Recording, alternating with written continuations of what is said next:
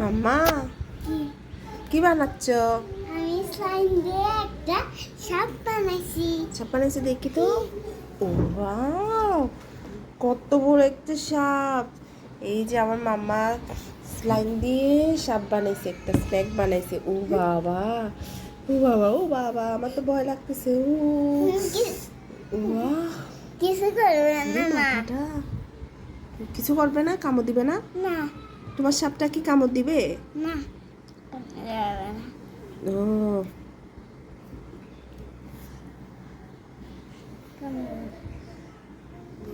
দেখি আর কি বানাইতে পারো? আমি এবার একটা মানুষ বানাবো। মানুষ না একটা মানুষ বানাবে? না একটা বাটি বানাবো যে হুম, একটা বড় বাটি। তাই এখন কি বানাচ্ছ? বাটি। বাটি? হ্যাঁ, একটু চাপ দিতে হবে ওটাকে। বাটি নাকি প্লেট? প্লেট হইতে পারে নাহলে বাটিও হুম। হইতে পারে। আমি বানাচ্ছি। মাম্মা তুমি কোথায়? কোথায় তুমি? খুঁজে পাচ্ছি না কেন? ও মা, আমি তো ভয় পেয়ে গেছি। ও হালাই, তুমি? এটা তুমি ছিলা? আমি তো ভয় পেয়ে গেছি।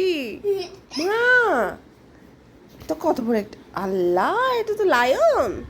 লায়ন মুখোশ। তো লায়নের মুখোশ। হ্যাঁ, লায়নের মুখোশ। ও মা, কি ভয়ঙ্কর! দেখি আমার পড়ো তো দেখি। এটা রাতে পাপা আসলে বাবাকে দেখবো, দেখি মা।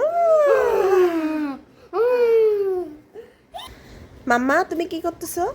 আমি ওয়াটার গেমস খেলতেছি। ওয়াটার গেমস দেখি, এটা কেমন?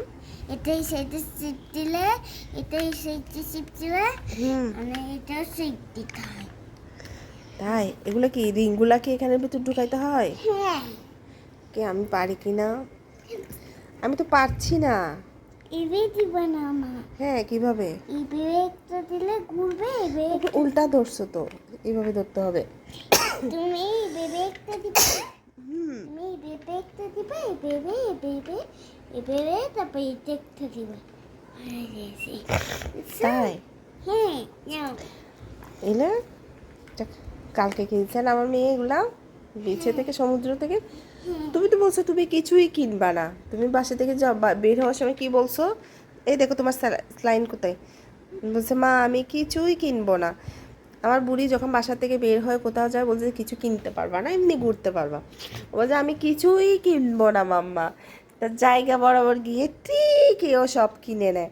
এই যে ও ওয়াটার গেমসটা কিনছে, তারপরে লায়নের মুখোশটা নিছে, স্লাইন নিছে, তারপরে আরো অনেকগুলো টুটি টুটি ক্লিপ ক্লিপ নিছে। হুম,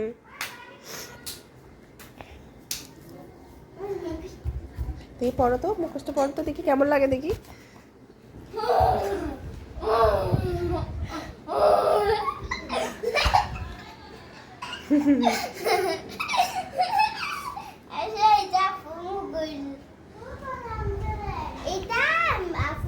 এখন বাহিরে সবাইকে দেখাচ্ছে এটা।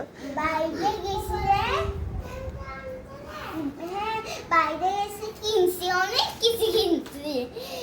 দেখো স্লাইম কিনছি। দেখো স্লাইম। তুমি আনছো না?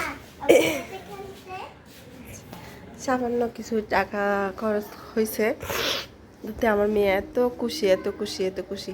আমার মেয়ের খুশির কাছে এইগুলা কিছুই না।